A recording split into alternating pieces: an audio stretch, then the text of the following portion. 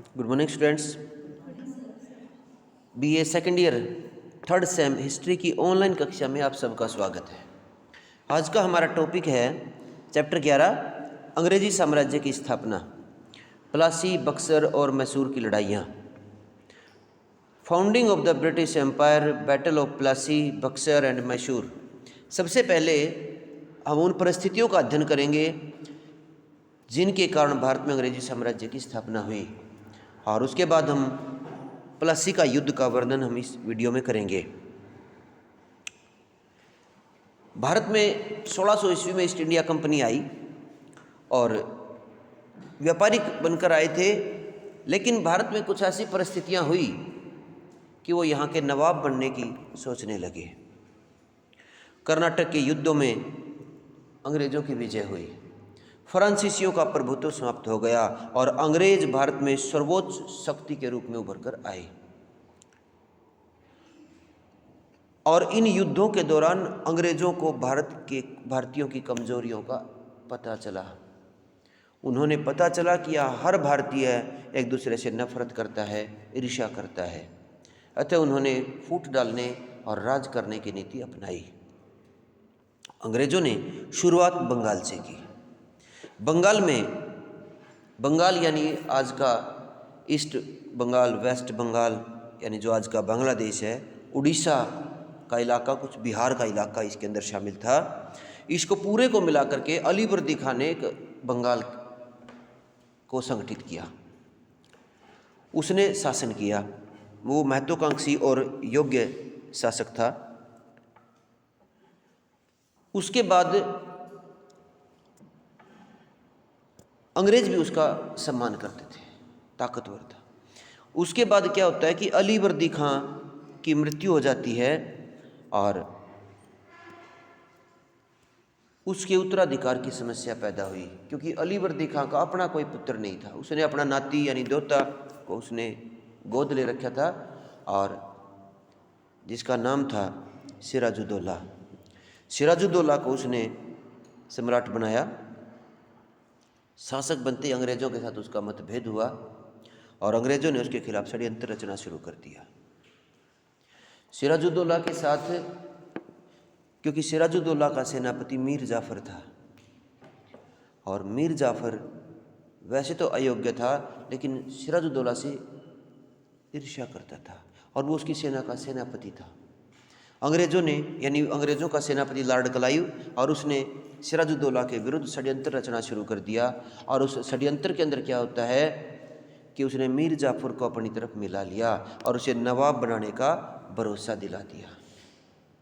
बदले में उन्होंने कुछ संधियां की, वो मैं बताऊंगा उसके बाद।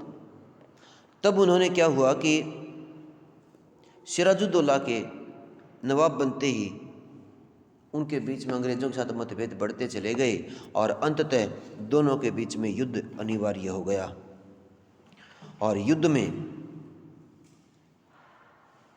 प्लासी के युद्ध में यानी प्लासी के मैदान में उनके बीच में युद्ध हुआ, और युद्ध में सिराजुद्दौला मारा जाता है। सिराजुद्दौला के साथ विश्वासघात हुआ। हाँ, बाईं ओर से, युद्ध के बाईं ओर से मीर जाफ़र सेना को लेकर आया था, सेना को मीर जाफ़र लेकर के आया हुआ था, और दूसरी तरफ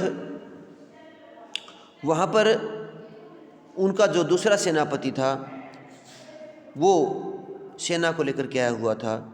मीर जाफ़र ने धोखे से बात करके उसको भी अपनी ओर मिला लिया और सेना को एक तरफ लेकर के खड़ा रहा, और युद्ध में सेना को आदेश दिया ही नहीं। ये बड़ा सिराजुद्दौला के साथ बड़ा विश्वासघात हुआ, और इस विश्वासघात को सिराजुद्दौला सहन नहीं कर पाया और वो टूट गया। इसी बीच सिराजुद्दौला, मीर जाफ़र के बेटे मीर ने सिराजुद्दौला को पकड़ करके उसका वध कर दिया, और भारत में सिराजुद्दौला के वध के साथ ही युद्ध समाप्त हो गया। वायदे के मुताबिक अंग्रेज़ों ने मीर जाफ़र को भारत का, बंगाल का नवाब घोषित कर दिया। उसने अंग्रेज़ों को 1 करोड़ रुपए अंग्रेज़ों को देने स्वीकार किए, कंपनी को देने स्वीकार किए, 50 लाख रुपए कलकत्ता में रहने वाले अंग्रेज़ों को देने स्वीकार किए और 20 लाख रुपए वहाँ के प्रसिद्ध मुख्य हिंदुओं को देने शुरू कर दिए। लेकिन वो अयोग्य था और कुछ समय के बाद अंग्रेज़ों ने उसे पद से हटा दिया और मीर जाफ़र के बाद मीर कासिम को वहाँ का नवाब बना दिया। मीर कासिम बड़ा ही महत्वाकांक्षी था, योग्य था, महत्वाकांक्षी था और उसकी महत्वाकांक्षा और बढ़ती चली गई। उसकी महत्वाकांक्षा कैसे बढ़ती चली गई? उसकी महत्वाकांक्षा की अगर हम बात करें तो अंग्रेज़ों का उसके साथ अब संबंध अच्छे नहीं रहे और अंग्रेज़ अब उससे भी ईर्ष्या करने लगे और यहाँ लॉर्ड क्लाइव ने उसके खिलाफ भी षड्यंत्र रचना शुरू कर दिया।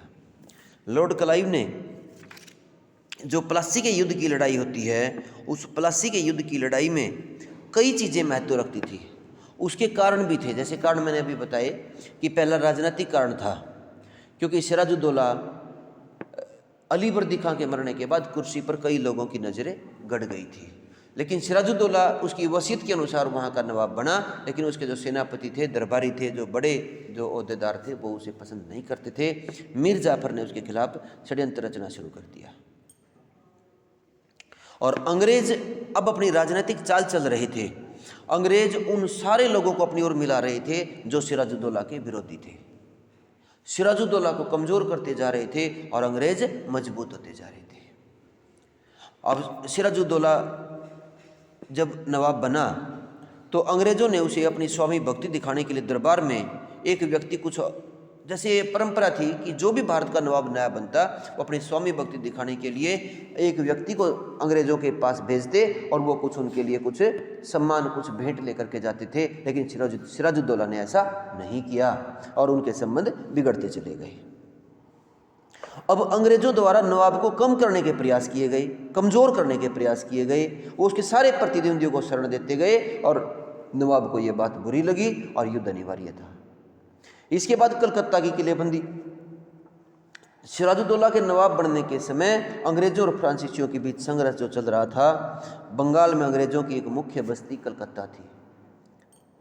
वो कलकत्ता की किलेबंदी करना चाहता था, लेकिन नवाब उसको पसंद नहीं करता था। टकराव अनिवार्य था। इसके बाद व्यापारिक सुविधाओं का दुरुपयोग, अंग्रेज़ों ने व्यापारिक सुविधाओं का दुरुपयोग किया और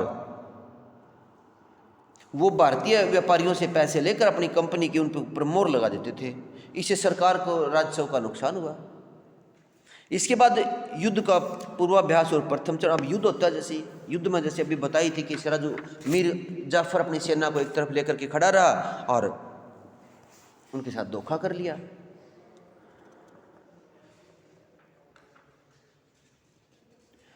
यहाँ पर जब युद्ध का जो प्रथम चरण होता है, जब किलेबंदी पर टकराव हुआ तो सिराजुद्दौला ने कलकत्ता पर अधिकार कर दिया, अंग्रेज़ों के विरुद्ध आक्रमण कर दिया। आक्रमण में उसने अंग्रेज़ों की फैक्ट्री कासिम बाज़ार को अपने कब्जे में ले लिया और अंग्रेज़ों ने नवाब का मुकाबला किया। लेकिन 20 जून 1756 को सिराजुद्दौला का फोर्ट विलियम पर अधिकार हो गया। अंग्रेज़ों ने कमज़ोर हालत देखते हुए भाग करके एक द्वीप पर शरण दी। कालकोठरी की घटना होती है। अब कालकोठरी की घटना हुई, जैसे जो कलकत्ता पर जो अधिकार किया सिराजुद्दौला ने, उसने अंग्रेज़ों को गिरफ्तार कर लिया, बंदी बना लिया गया। 140 अंग्रेज़ों को उन्हें बंदी बना लिया गया फोर्ट विलियम पर। और 20 जून की रात को एक 18 बाई 18 फुट लंबा और 14 फुट व 10 इंच चौड़ा एक कमरा था और उस कमरे में 140 अंग्रेज़ों को बंद कर दिया। जब सुबह उठे तो जब वो आए तो उस वक्त क्या होता है कि उनमें से केवल 23 व्यक्ति जीवित बचे 140 में से। ये अंग्रेज़ों को बात अखर गई। कलकत्ता पर अंग्रेज़ों का कलकत्ता पर फिर कब्जा हुआ। उसके बाद अलीनगर की संधि होती है और नवाब को अंग्रेज़ों से 1757 में एक संधि करनी पड़ी, जिसे अलीनगर की संधि कहते हैं। इसके अनुसार नवाब ने युद्ध पूर्व सारी सुविधाएं अंग्रेज़ों को लौटा दी। उसने अपनी दस्तक प्रणाली का विस्तार कर लिया। लॉर्ड क्लाइव का षड्यंत्र। अब लॉर्ड क्लाइव ने षड्यंत्र करे, अंग्रेजों ने मीर जाफर को नवाब बनाना स्वीकार किया। मीर जाफर आक्रमण व रक्षात्मक स्थिति में अंग्रेजों का मित्र होगा और वो जो धन बताया था मैंने वो देने स्वीकार किए। युद्ध की घटनाएं होती है। अब युद्ध की घटनाओं में मीर जाफर ने धोखा कर लिया। वो सेना को लेकर के एक तरफ खड़ा रहा और मीर जाफर के पुत्र मीर ने उसका वध कर दिया। इसके बाद युद्ध का परिणाम क्या होता है? अंग्रेजी राज की शुरुआत हो गई। यानी सामरिक और सैनिक दृष्टिकोण से प्लासी की लड़ाई एक सामान्य लड़ाई थी। इसमें अंग्रेजों के 65 सैनिक मारे गए जबकि नवाब के 500 सैनिक मरे थे। सही अर्थों में यह सैनिक सफलता या असफलता नहीं थी, बल्कि अंग्रेजों की कूटनीति और षड्यंत्र की भूमिका थी। युद्ध कोई बड़ा नहीं था, कम लोग मरे, लेकिन एक षड्यंत्र की जीत थी, एक कूटनीति की जीत थी। और इस युद्ध में पहली बार अंग्रेजों ने किसी भारतीय नवाब को हराया। इसके कारण अंग्रेजों का बंगाल पर कब्जा हो गया। भारत के सम्मान को इससे आघात पहुंचा। अब यह सिद्ध हो गई कि अंग्रेज भारत के किसी भी व्यक्ति को लालच देकर के खरीद सकते हैं। भारत का आदमी स्वार्थी और बिकाऊ है, वो लालची है। इसके बाद अंग्रेजों को आर्थिक लाभ पहुंचा। अंग्रेजों को बंगाल जैसी उपजाऊ जो इलाका मिला और वो धनी हो गए। युद्ध के व्यक्तिगत लाभ हुए बेटा। अब ये चर्चा ब्रिटेन तक फैल गई और रॉबर्ट क्लाइव प्रसिद्ध हो गया। वह युद्ध के बाद माला माल हो गया और युद्ध के बाद मीर जाफर बंगाल का नवाब बना दिया गया।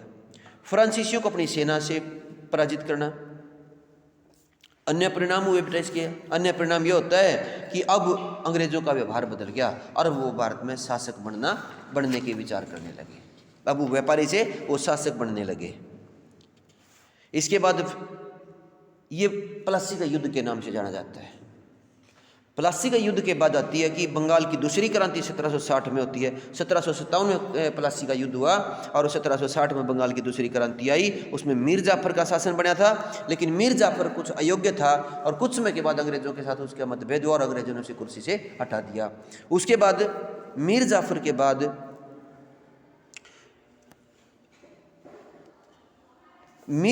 बाद उन्होंने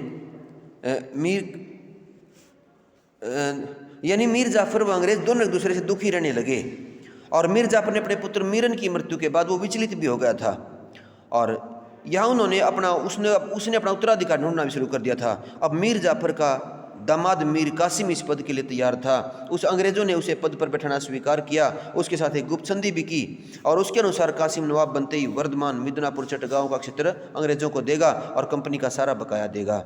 इसके अतिरिक्त वह 50,000 पाउंड वेस्टर्ट को, 27,000 पाउंड आलवेल को और 25,000 पाउंड कलकत्ता की काउंसिल के सदस्यों को देगा। इस तरह अंग्रेजों ने समझौते को 1760 में लागू कर दिया। मीर जाफर के स्थान पर मीर कासिम को नवाब बनाने की घटना को भी बंगाल की दूसरी क्रांति कहा जाता है। तो ये था प्लासी का युद्ध।